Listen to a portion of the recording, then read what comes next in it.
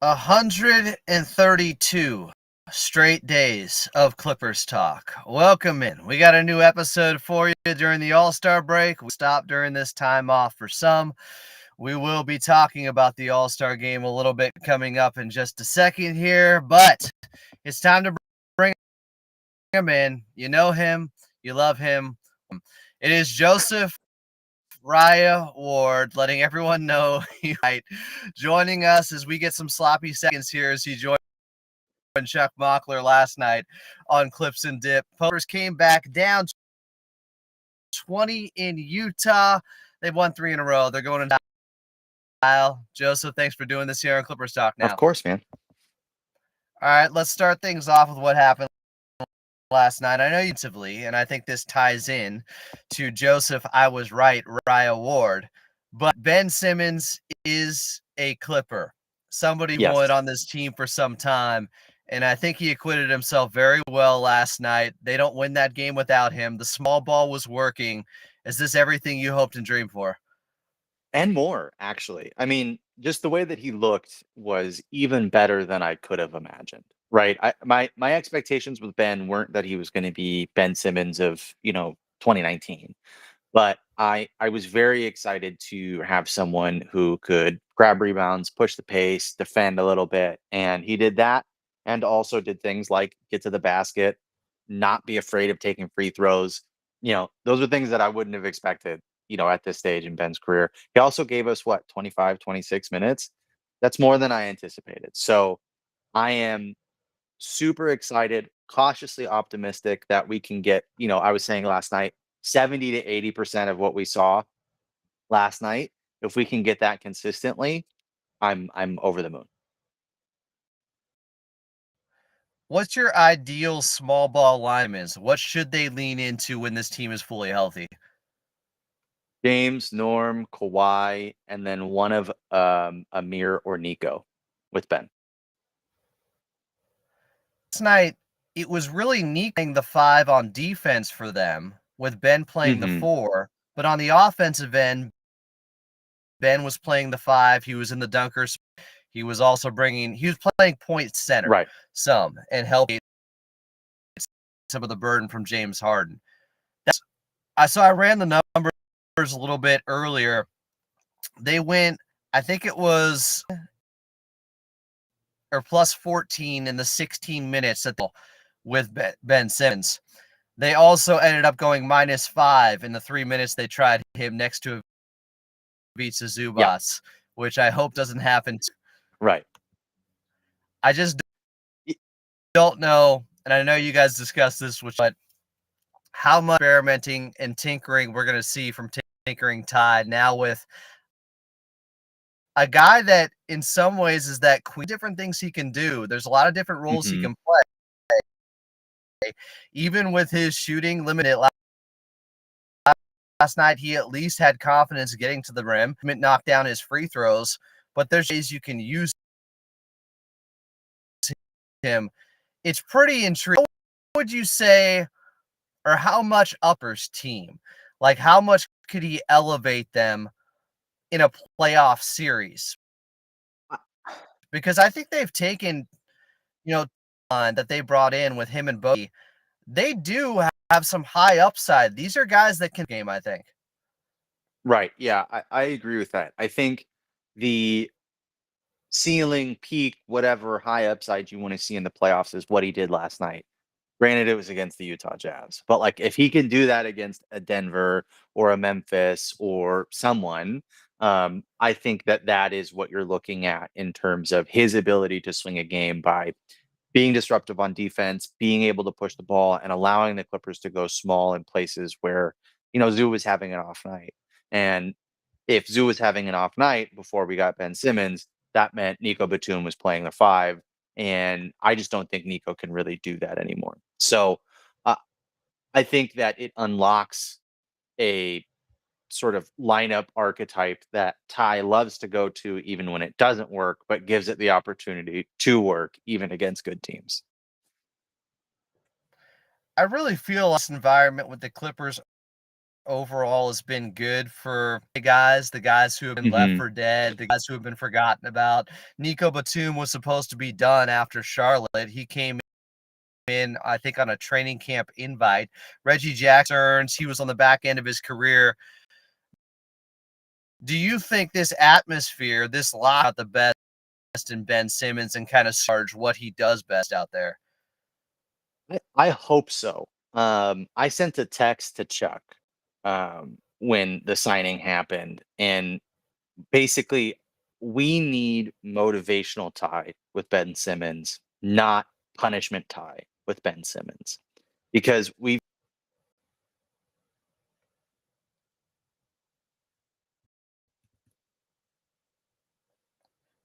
Joseph cut out for me. I don't know if he cut out for you guys. I don't know if it's my internet or his here. Let me know in the chat if you're still hearing Joseph, if you're still hearing me. This is Clippers Talk, first show of the All-Star break. We got Joseph Raya-Ward on. I was right, Raya-Ward on, because he's wanted Ben Simmons for some time here.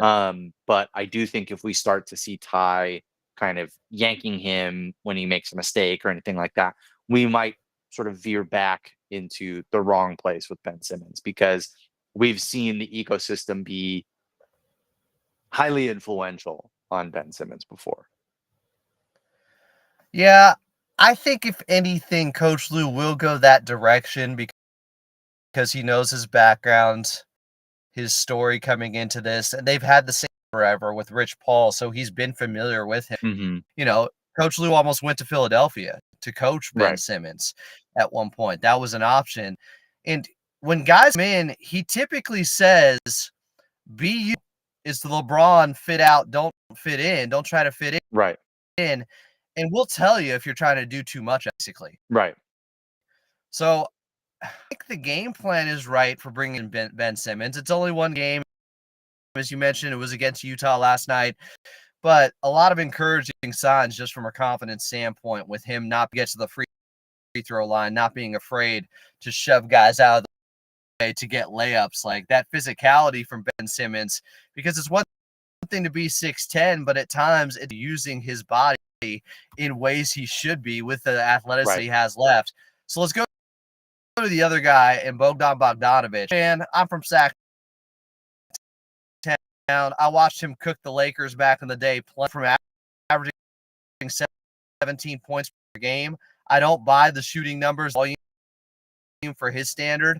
How excited were you about this move with Bogey? Bogey's another guy that I've wanted for years. Every time he's been available, I've been pounding the table for him to come in. I think this year is just mostly he's still rehabbing a hamstring injury. So I think that that's more sort of indicative of what these shooting numbers are than him falling off a cliff. If he was 34, 35, 36 years old and had this shooting drop off, I'd be a little bit more worried about it. But I think he's still only 32. He's still within the prime of his career. And I don't think he just forgot how to shoot. I mean, this guy is a career, 38% 3-point shooter and has been a plus 3-point shooter basically every season in the league. Things I like about Bogey are his fire. He's a really competitive guy. He's got a little bit of wiggle. I wouldn't say that he's like a super facilitator, but he is someone who can have the ball in his hands and kind of create for himself and others. Again, dead eye shooter. But really, I think for me is he's played in big games, maybe not necessarily in the NBA. I know that the Hawks have made some playoff runs, but he's a guy that I trust in, not cutting time for lack of a better term in an 8-man rotation. And I think that he will show up.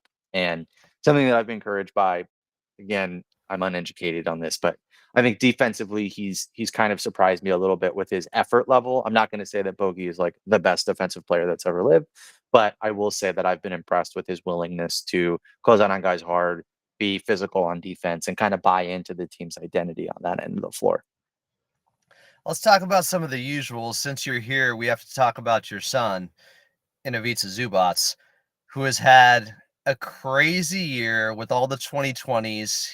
I think it's mostly just an opportunity thing. He's been this good for a while. He's finally getting the basketball. He didn't develop all these post moves over the summer. He's had them. He's had the left-hand hook shot. But just how proud are you of Big Zoo taking advantage of this opportunity? I'm a very proud papa. I agree with you. I think that this has been inside of him. I do think that there is probably like if we had done this 3 years ago, I don't think he'd be averaging 15 and 12. I think he would be a double guy, but I don't think it would be sort of like this much. There's been a slow progression in his offensive game. And I think that you have seen, even from the beginning of the year to now, that confidence. Like he's willing to take that little turnaround push shot from 6 to 12 feet. And I think, and he's making these like crazy turnaround, bullshit shots too. And I just think that that comes from confidence, right? And finally being given the keys to when we throw you the ball, we want you to be selfish. We want you to go and eat. And he's going at everybody. Like every center he's matched up with, it doesn't matter if it's Rudy Gobert or whatever. He's willing to put his shoulder in his chest and realize like I'm 7'1", I'm 250 pounds. I can move some people around. And that's really been the biggest thing for me is he's playing a little nasty this year and he's always needed to have the confidence to unlock that part of the game. Whereas in the past, his downfall has been maybe some of his passivity and some of his frustration with not being given the reins. I think last night he looked a little bit gassed pretty early. Coach Hmm. Lou saw it and then recognized I have an opportunity to go small and really give Ben Simmons the perfect first game as a Clipper here Right. and play him 27 minutes or whatever it was. I think he only averaged 17 minutes per game with the Brooklyn Nets this season. So Right. it was kind of one of those special storybook type of games for the Clippers to come back down 20 to implement a new Hmm. guy like that Coach Lou might fall in love with.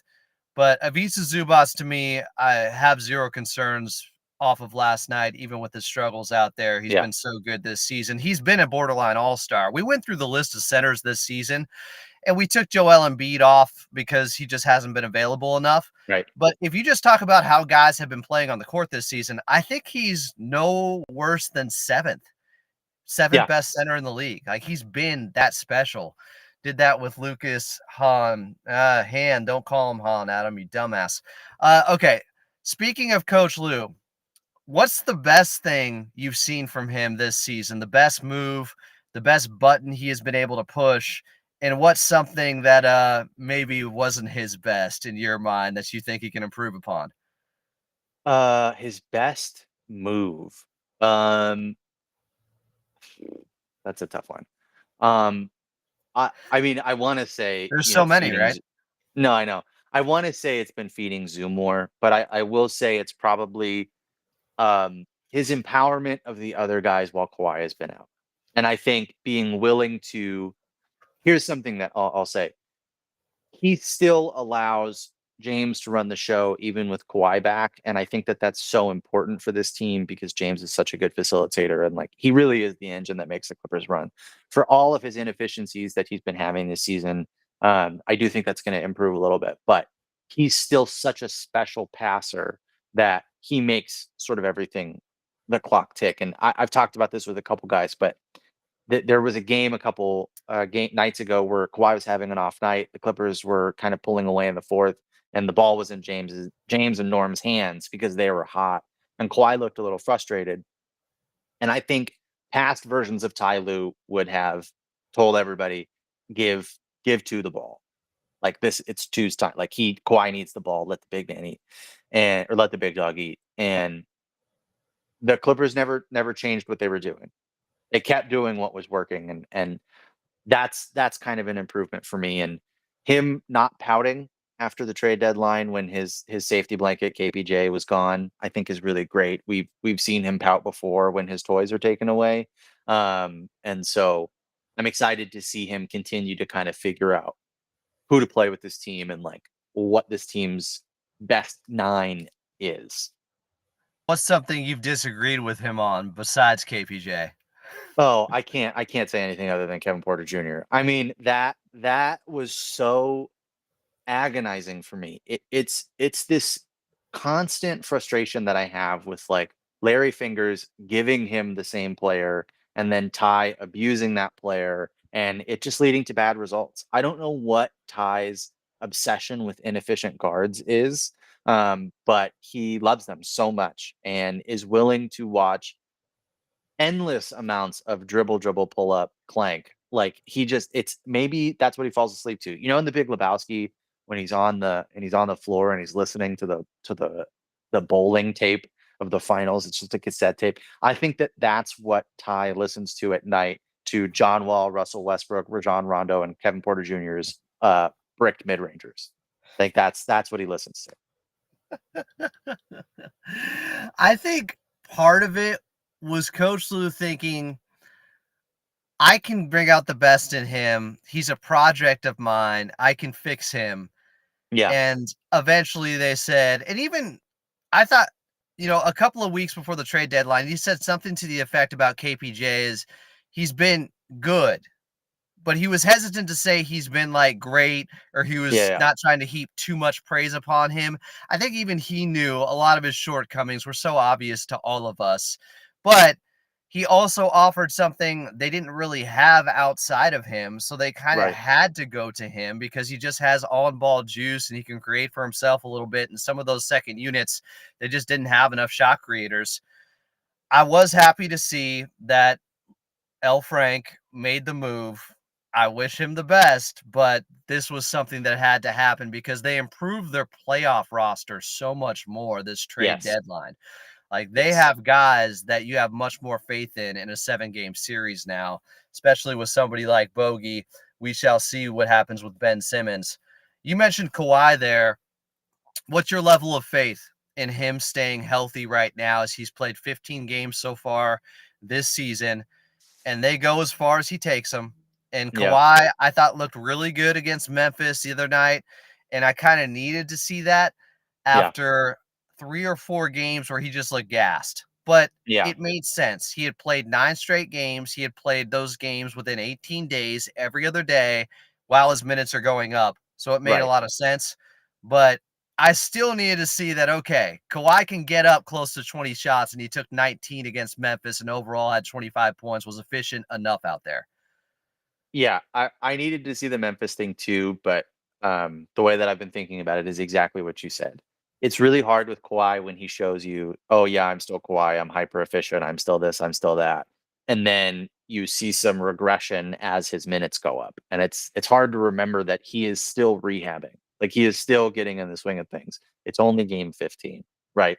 And we're so used to, oh, Kawhi's just Kawhi. Every time he's come back from an injury, it's been like 5, 6 games. It's like, oh, is he ever going to be okay again? And then he's scoring 30 points a night and just destroying teams. And to have the ramp up be slower than it usually has been has kind of blurred, I think, how we view his progression. Um, but I don't know if this is going to work. I'm hopeful it's going to work. And I think I see the vision of slowly ramping him up so that you don't put, strain or pressure on his knees as much as you would have with like a standard ramp up to get him right back to playing 36 minutes a night. And I am hoping that they kind of only get him to that minutes load right before the playoffs, just to see how he kind of feels with it. But I don't know, man. Like it might just be where Kawhi can't play 40 minutes a night in the playoffs. And I think that hurts the Clippers' chances, but I do think they've done a good job of continuing to craft an identity without him to where even on nights where maybe he's not going to play as much, you still have something to lean back on and everybody knows what they're doing. You've talked about team construction and how you should put it together with a guy like Kawhi Leonard before. And I think you have gone Hmm. back to the Raptors year where they had a team that was very good with a high floor, and then you bring in Kawhi and he puts you over the top. Do you Right. feel like Lawrence Frank has cooked this offseason and trade deadline with creating that type of roster? I think that is L. Frank's vision. I think that's Larry Finger's vision is okay, let's make a team where we know what this team does and we know who this team is, and then we just have Kawhi. And Kawhi is the hammer that, whenever we need him, we can just dump him the ball and he does whatever he wants. But the rest of it, is this fully functioning unit. And I think we are close. Obviously, I would have loved to have started the year with this team. Wasn't possible, but like it would have been great to start the year with this team because then we would have even more of an understanding of what everybody does. And looking at March, yes, that's a lot of opportunity to play games together, but a lot of back-to-backs, a lot of like minute crunches. And so guys are going to be in and out. So we're not going to have a really long runway of figuring out who everybody is and what everybody does and what actually works best. And that's the one thing I'm a little worried about. But I do think they've definitely crafted an identity that plays to Kawhi's strengths, but is also outside of Kawhi. Who do you fear in the Western Conference most? And who do you feel like, hey, healthy Kawhi, 7-game series, I'm good against this team? Who do I fear most? That's a tough question because I don't really fear anybody in the West this year. I think Oklahoma City, with their athleticism, will give the Clippers issues. But it's the dumb adage, but like until I see it happen, they've got to prove that they can do it. Right. And then Oklahoma City also has this thing where you look at a box score and you're like, I don't know who that guy is. And he just got 16 minutes for the Thunder. Like they're still doing the sort of roster churn at the bottom of the bench where like all of a sudden someone who hasn't played all year is playing 16 minutes a night for a week to see what they have. And like when I look at their top nine, I don't know if they have a full nine yet. And I think that that's something that you need when you're making a deep playoff run. They definitely have a top seven, and that can pose problems because as long as you have seven guys in the playoffs, you might be able to win a couple rounds. But I think to really get through, you need to have at least 8 or 9 guys that you can be like, I know I can trust that guy in a dogfight. Um, I'm not worried about the Lakers because I don't think their defense is going to be good enough. But I mean, it's Luca and LeBron. And that's what do you do? You know, like that we've seen Luca in the playoffs too much. And I just think having LeBron also there is just like that's two, you were talking about queens on the chessboard. That's two ultimate, like can do anything queens on the chessboard that just make me anxious. Yeah. Where were you when the trade went down? Did you, like everyone else, think it was fake at first? Yeah. So I was sitting on a couch and my brother called me and said, I think Shams got hacked. And I said, what are you talking about? And I was like, "Oh God, what did he say?" You know, because you never know these days when someone gets hacked, what's going to happen. And he goes, "Luca's a Laker," and I said, "What?" So I started, googling myself and like looking it up, and I was like, "I can't see anybody confirming that." So I doubt it's true. And he goes, "I don't know, man. Let's see." So then he sent me the text that was like, "This is real." Luka Doncic for Anthony Davis. I was like, what is happening? How is this real? And then I just spent all night texting everybody about how it didn't make any sense that the Mavericks would do this. And then as the details continued to come out, I was like, that's it? That's really it. Like that's all it took to get Luka Doncic. And then I got mad. I was like, well, we could have beat that. Like it was just, yeah. So Yeah, I'm still coming to grips with it. It was good to see the Jazz beat them in yeah. Utah the night before the Clippers beat the Hmm. Jazz in Utah. And I agree with you because they weren't able to find that center.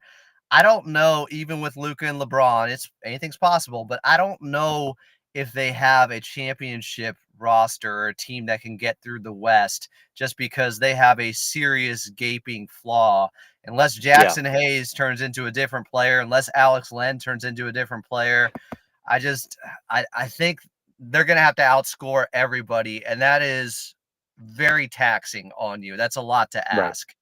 Yeah. So Definitely they can win a round, maybe two, like whatever. I agree with you. That trade also wasn't for this year. Obviously, they're still going to be good this year, yeah. but that's for, hey, when LeBron is gone, we now have our second face of the franchise. That's a better face of the franchise than Anthony Davis.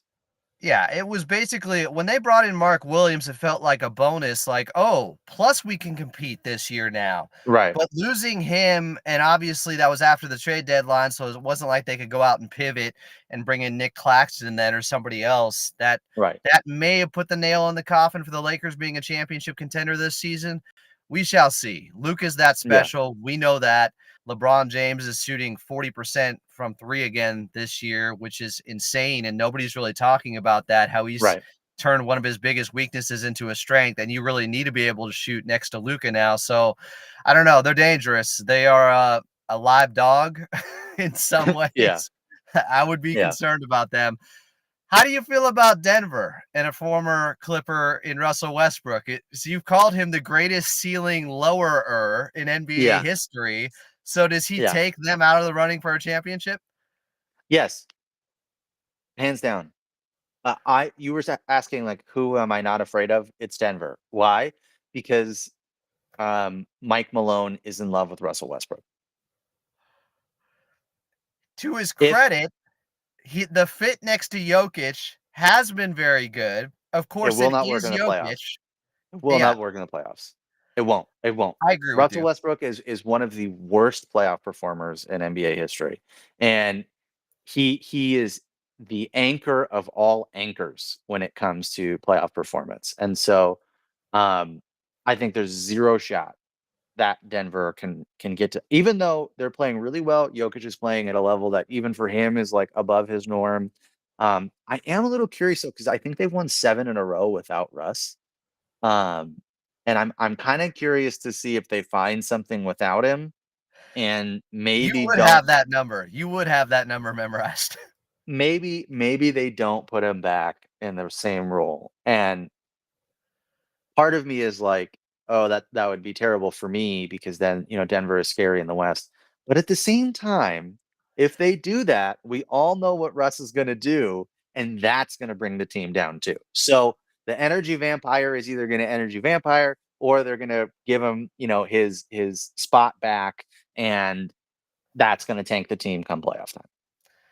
More on players Joseph Raya-Ward is not a fan of coming up in just a little bit. His highly anticipated losers list, because while everyone else is celebrating guys during the All-Star weekend, we got to take them down a notch, I guess, here. A team that I've been kind of hard on when it comes to what translates to the playoffs, and some people have said, no, Adam, you don't want to see this team because they've beaten the Clippers 3 times this year, is the Houston Rockets. I don't necessarily buy them in a 7-game series only because I don't think they have a clear-cut pecking order and a guy who is a number one that you can say is going to go out and get you 25 points every game. Right.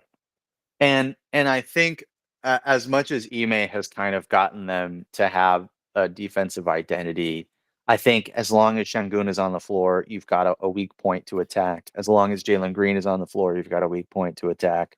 I also think that let's say they stick with Thompson as their fourth player instead of Jabari. That's 2 non-shooters, and well, Dylan Brooks has improved his shooting a little bit, but it's 2 people you can try to ignore on the perimeter. And I think that they have enough weak points to where the Clippers could exploit them in a playoff series, and also this would be their first taste of playoff action for all of those young guys. And Ime obviously has the pedigree. Fred has that pedigree too, but I do think that, and Dylan has played a bunch in the playoffs, but I think that there's enough young guys to where you might be able to rattle them in a series. Like if the Clippers go up, win the first one in Houston, let's say that Houston has home court and win the first game and into it, they're up 2-1. I do think you could start to see maybe some shakiness come out of the Rockets. At least they're young players in the rotation. Then it's really just Memphis and Minnesota. Mm-hmm. And while Memphis is back to being a top 4 seed right now in the Western Conference, predictably, I thought they'd be a really good regular season team.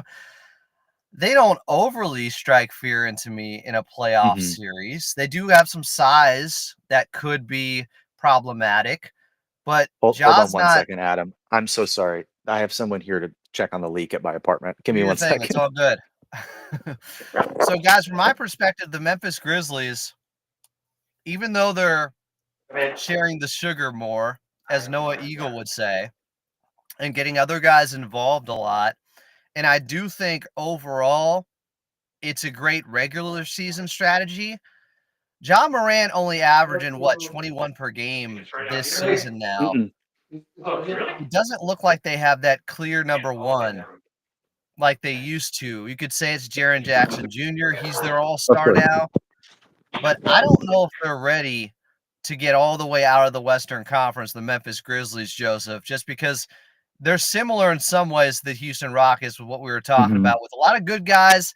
I don't know if they have a great guy when it comes to the playoffs. Yeah.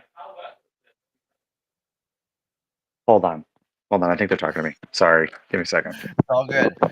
Then it comes down to Minnesota. They've had an off year. They lost Karl Anthony Towns. They bring in Julius Randle. They bring in Dante DiVincenzo. Things have been working a little better as of late, but with Anthony Edwards still putting up big numbers, and he is one of the best players in the NBA, their defense has slipped some. That's an issue for them. And they don't spread the floor as much without Karl Anthony Towns, which doesn't open up as many driving lanes for Anthony Edwards. That was a trade where it was curious at the time to me. A lot of people disagreed with me on this, but after seeing what Cat did in the playoffs for them, where they don't win that series against Denver, coming back down 20 in Game 7 in Denver without Karl Anthony Towns. And it looked like, wait a second, you have the formula. You have the recipe for how to beat Denver. They lost to Dallas in the next round, but I would have run that back rather than make huge moves like they did trading Cat to New York, who's having a great season. And they've had a lot of slippage on the defensive end, where overall this season, after last year, Minnesota, guys, was by far the best defensive team in the league. They were number one, and it wasn't even close. Sixth, it's not bad. It's quite the drop-off from where they were in defense last season. And I don't think they've made up for it enough with their offensive rating, which is just 14th. Last year, I think it was around 17th.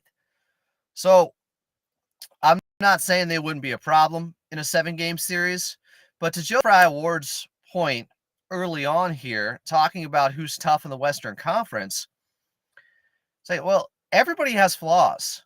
There isn't a perfectly built team. The OKC Thunder are young and inexperienced, and they might not have enough top-end talent in a 7-game series still. They spread around the talent. They're great. Defensively, I think that's where OKC can give you the most problems because of their switchability. But as Joseph, what you were saying earlier with, you don't fear a lot of teams in this Western Conference. Everybody has huge flaws, including teams like Memphis and Minnesota, who I was just talking about. Sorry, one more time. I'm so discombobulated. What did you just say? That's all good. Everybody in this Western Conference, to your original point of you don't fear a lot of teams, even OKC has flaws you can pick at and Right. experience. I was talking about Memphis and Minnesota. Like, they're not perfectly built teams. Minnesota has taken Right. a step back. Like, Right. there are teams that you can always say, well, if you have Kawhi being Kawhi in a 7-game series with how good the Clippers have been defensively this season, you got Mhm. a real shot. Right. Yeah. I mean, I've quietly been optimistic for I'd say the last month. I mean, granted the slump after the 5-7 hit that a little bit, but there's there's no one team in the NBA this year that I think is like a world beater. Boston has taken a small step back. Granted, they might just be having championship fatigue. Like they could turn back into world beaters once the playoff starts. Like I understand that, but um, I think that this is a year where the matchups break right and Kawhi is healthy, you could find yourself back in the Western Conference Finals, and anything can kind of happen after that point. Now, would I put my money on the Clippers to come out of the West? No, I don't. I don't think that that's necessarily where we are right now, but they do have the potential to show me something to where it's like, okay, playoff time comes. We got a All shot right, against let's get. anybody. No, I agree with you. Let's get to our main feature here, though. Joseph Okay. Raya-Ward periodically will just say, this guy is a loser in the NBA. And I typically push back and I'm like, what do you mean? He's like one of the 450 best players in the world. He's making millions of dollars. How could he be a loser? I need you to lay out the all NBA loser list for me, Mm-hmm. which is wild to be happening during All-Star weekend when we're Mm-hmm. celebrating these guys. But we got to take things the other direction here. And also define how these guys, what you mean when you say a guy is a loser in the Yeah. NBA. Okay. So this is the Luka Doncic honorary loser list. And not because I think Luka Doncic is a loser. I don't. But Luka Doncic was traded because Nico Harrison came out and said publicly he's fat and he's a loser, and that's why I wanted to get rid of him. Ironically, to me, he was traded for a guy who actually is on this list. So we're gonna get there. So our GM of this team is Nico Harrison because Nico Harrison is a fucking loser for trading Luka Doncic. Okay. Our head coach is Doc Rivers. There has Oh, never been a bigger loser from a coaching standpoint than Doc Rivers. This man claims to be a player's coach, and all he does is alienate and pit his players against each other.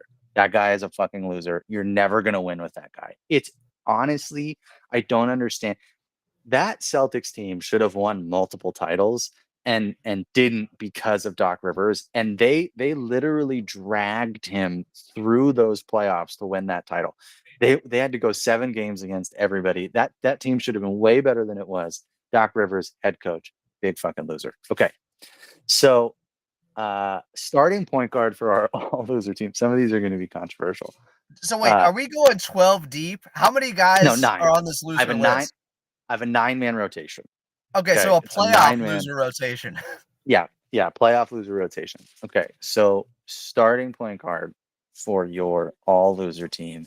This might surprise people. Dame Lillard. I think that guy is a fucking loser. Okay, and most of this is born from all of the stupid shit he pulled with his exit from the Blazers. Okay, all he kept doing was publicly saying, I'm so humble and I'm such a team guy and I'm so loyal. If you're so loyal, why do you have to keep begging everybody to like confirm your loyalty? Dame is one of those guys that wants all of the public adulation and none of the responsibility. And I just don't think that on court you can win with a guy who does not care at all about the other side of the floor. And yeah, I mean, obviously he's made his name on big shots, but what has that gotten him? Nothing.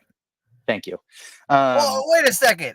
Now, do I get to push back against any No, of there's these? no pushback. That's why it's a loser list, is because they're firmly entrenched in loserdom. No, that's fine. Yeah. What do you have to say?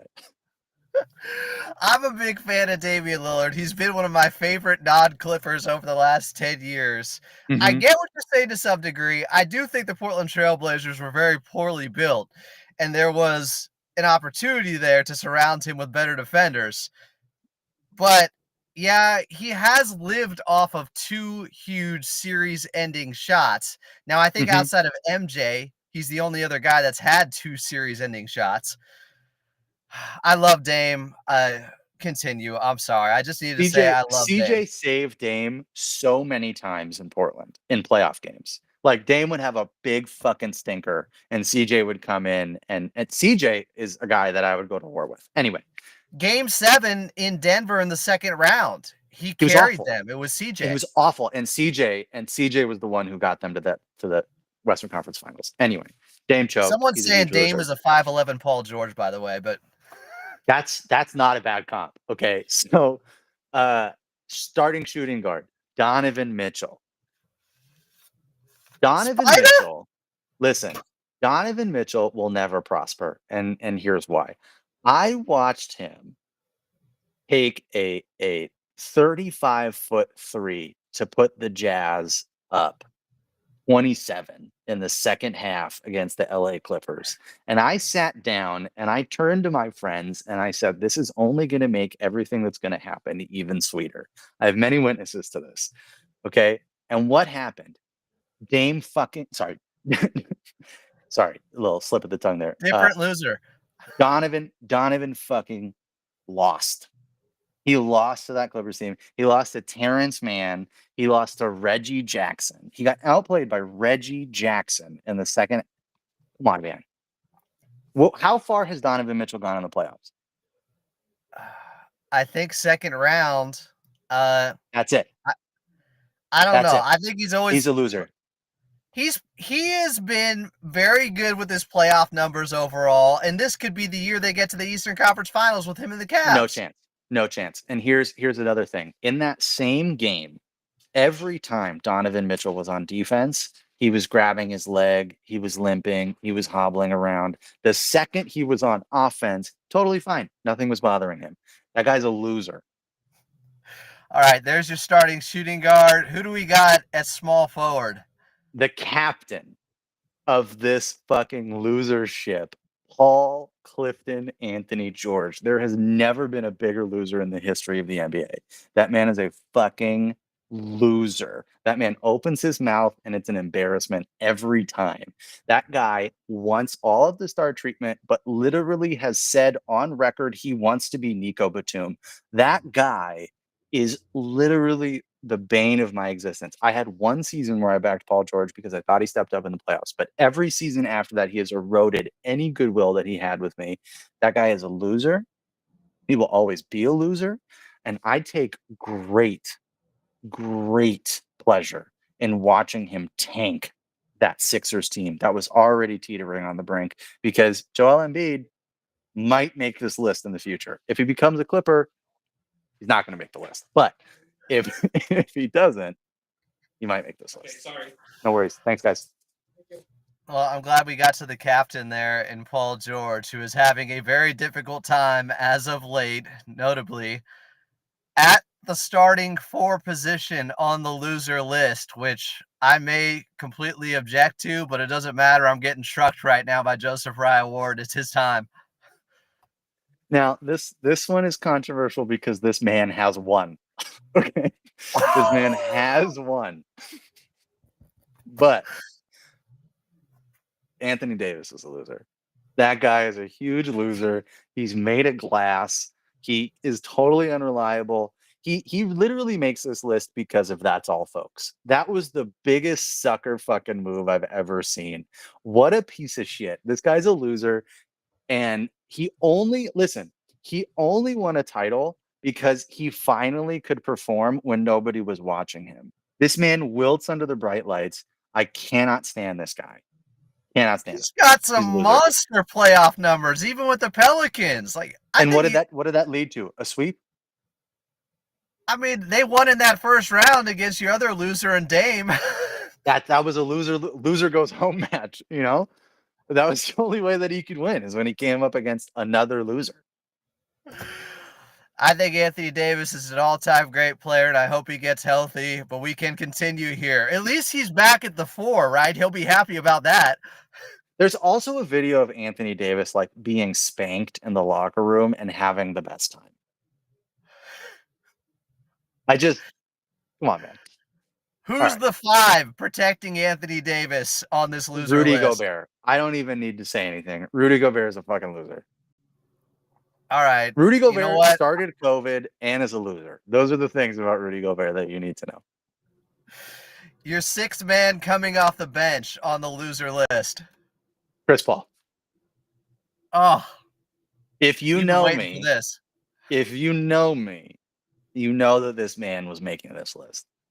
Chris Paul's a fucking loser. He's never going to prosper. He's one of the dirtiest players in the NBA. He is maybe one of the most maniacal competitors in the NBA, but it's to his detriment. Like, he goes too far. Him and Dylan Brooks' teeters on this line too, but it's like their competitiveness gets in the way of them winning. And Chris Paul will always get in his own way. And that's what makes him a loser. I love CP3. I understand the animosity going his way, especially since he's been off the Clippers. But the list is the list. Who's up next? Russell Westbrook. I don't think I even need to describe this one. This guy's just, I mean, You the just anchor mentioned of the all guy anchors. whose competitiveness gets in his own way at times, and I do think that's the case with Russ often. Yeah, I think also his inability to accept his own shortcomings is really what gets in Russ's way. Like, Russ thinks he's the greatest basketball player in the world. And obviously, to some extent, you want your players to have that level of confidence, but he doesn't have the ability to like really like the skill really to make up for that. And so he will shoot you out of a game and will yell at everybody else for it being their fault. Russ has also done a lot of deflecting of blame and throwing people under the bus and never taking personal responsibility. And I think that's a big thing for me that makes me think someone's a loser. This is also like tied into the AD thing, right? Dude, you're a fucking 5. Stop complaining and asking for another big man. Just play the 5. You're big. It's not even that hard in the modern NBA. Why do you keep complaining about it? It's just you're whining. And Russ whines too, and it's just it kills me. Player number 8 on this 9-player loser list. Who do we have? Brad Beal. For what? Having no trade clause? I don't know. There's something about him that just screams suck a shit. The fact that he like wanted to stay on a bad team because he played really well when those John Wall, Brad Beal teams. Like I thought Brad Beal was the one who showed up in the playoffs the most, but then he just kind of was like, "Yeah, I got my bag." And that's really it. I'm going to add someone else to this list, but similar vein. It'll be the starting 5, the backup 5.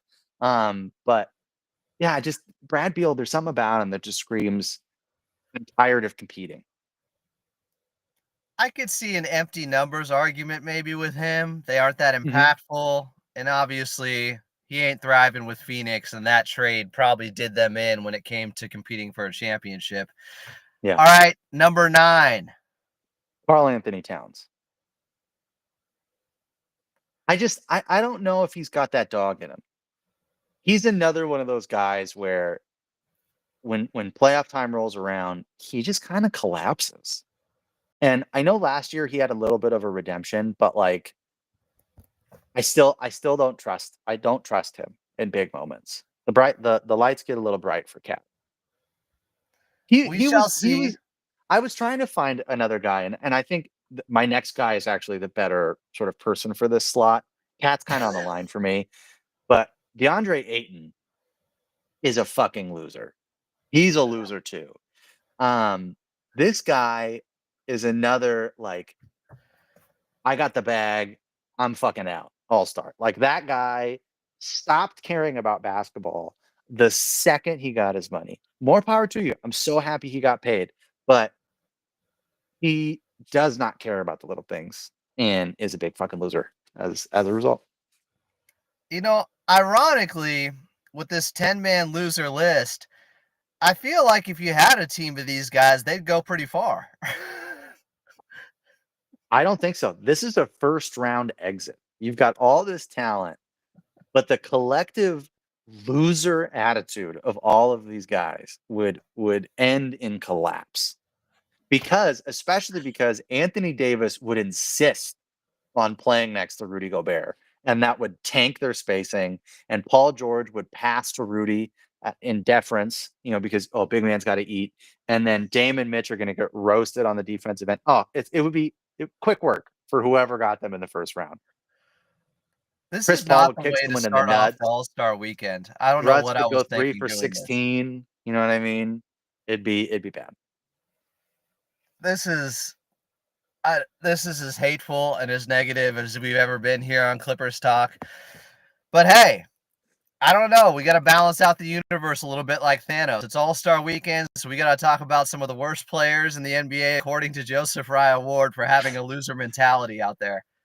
Not worst. They're not bad players. They're just fucking losers. Some of the greatest players in the world that also happen to be losers, according to Joseph Raya-Ward. Just loser mentality, man. Just losers. Well, I hope I'm glad I don't know, I'm the water boy on this loser team. The towel guy. feel You're just throwing towels. Yeah. He is Joseph Raya-Ward. Follow him nowhere. He is off the grid now. I'm out, ladies and gentlemen. I'm out.